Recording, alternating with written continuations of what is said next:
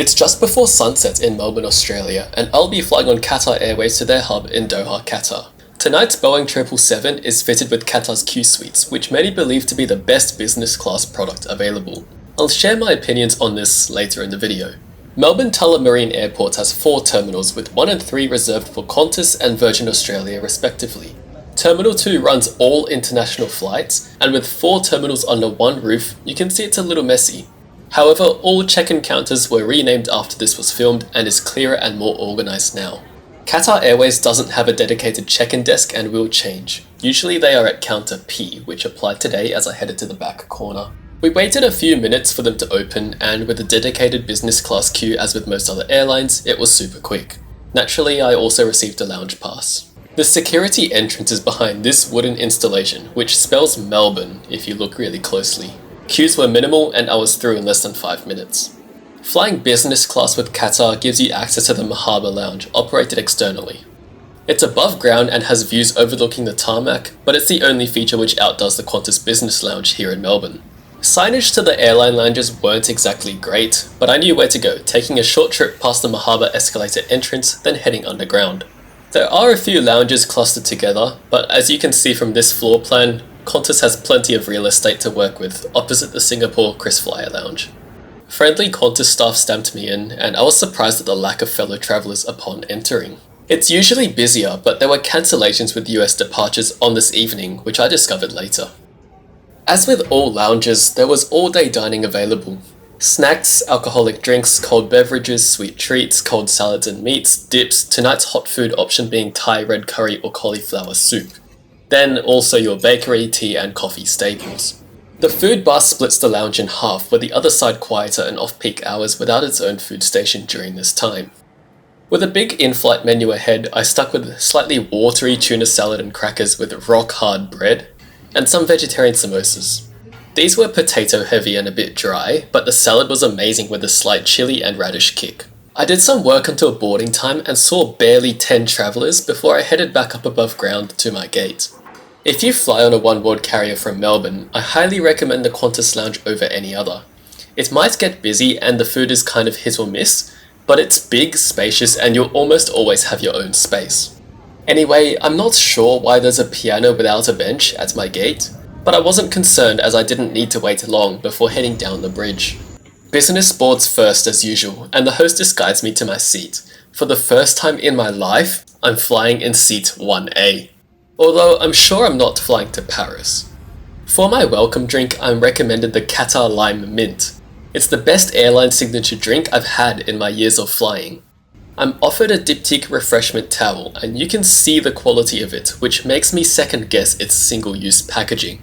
1A is the only suite with 3 windows and is spacious all around. It faces backwards into the business cabin and is sufficiently private. As we pull away from the gate, I finish my 3rd glass of the Lime Mint Special, which by the way I'm told by my host is indeed lime and not lemon. The safety video plays on my 21.5-inch touchscreen, which is effortlessly reactive to my touch. We hurl down the runway to depart, and taking off backwards in a Qsuite is a feeling you will want to experience yourself. The other experience you'll want is to spend the next 14 hours in a Qsuite cabin, and surprise, both can be done on this flight.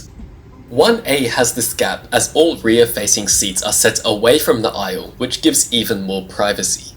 You have a table for belongings, seat controls and power underneath, your screen, a footrest, and ample legroom. This happens if you press too many buttons at once.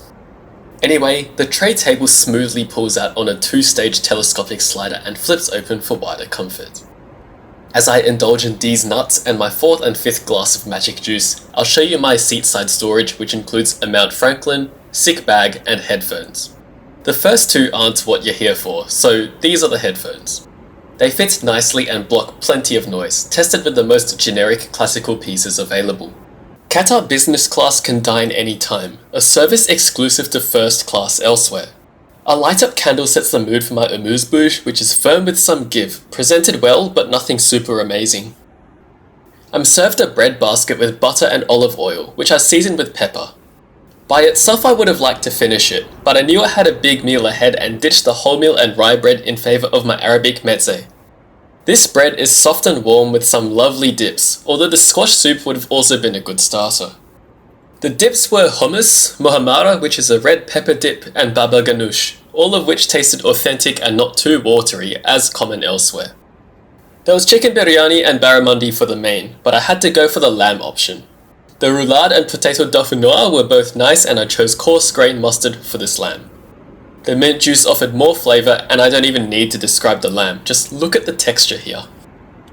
Unlike gratin, dauphinoise is cooked with cream and not cheese, which contributes to the creamy flavour and texture. The lamb is no different, with a lovely pink inside and worthy of a top restaurant. Of course, I finished it all. There was more, but I was full, so I saved it for later as we prepared for bed. The diptyque amenity box is nice, but I prefer the wash bag by other airlines. It has lip balm, body lotion, face cream, and a small bottle of eau de toilette.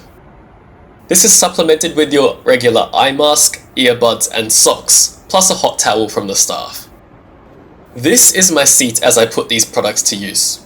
The toilet is nothing special other than the seat cover, although the vanity has good lighting, dark wooden accents, and various diptyque products for use. A drawer contains dental and single-use chic shaving kits in Qatar packaging, to which neither stand out but they do the job. As I return to my seat now bed, I can show you PJs provided from the White Company exclusively for Qatar. It's a 65% polyester cotton blend, which you'd expect should feel higher quality than it is. Anyway, I toggle the D&D button, which changes my external suite illumination from white to red, shut the suite door, and get some sleep with a massive day ahead. You'll find out why in a future video. I'm back up 3 hours before landing and immediately set up for breakfast. Fruit first to retrieve my liquids, and I have 2 more glasses of magic liquid which I balance equally with hot water. Brekkie choices included frittata, crumpets with eggs, and muesli, but I went for the waffle with mango compote and creme fraiche. The other options almost felt like economy class meals, and the waffle included even more fruit, which was a win-win for me. These did not disappoint. Presentation was great, and I felt like I made the correct choice. Usually, compotes will feel sticky or taste artificially sweet, neither of which applied here. Danish viennoiserie, croissants, and the pain au chocolat were all available, but I skipped these to have the cheese I missed from dinner. This was a generous mix of cheddar, blue, and triple cream brie, which I devoured along with the apricots, nuts, and grapes. As this was technically finishing dinner, I'm also served Lederach chocolate to wrap up, with 1 dark orange and 1 milk hazelnut praline in a well-presented box. Food's done, so let's talk the seat.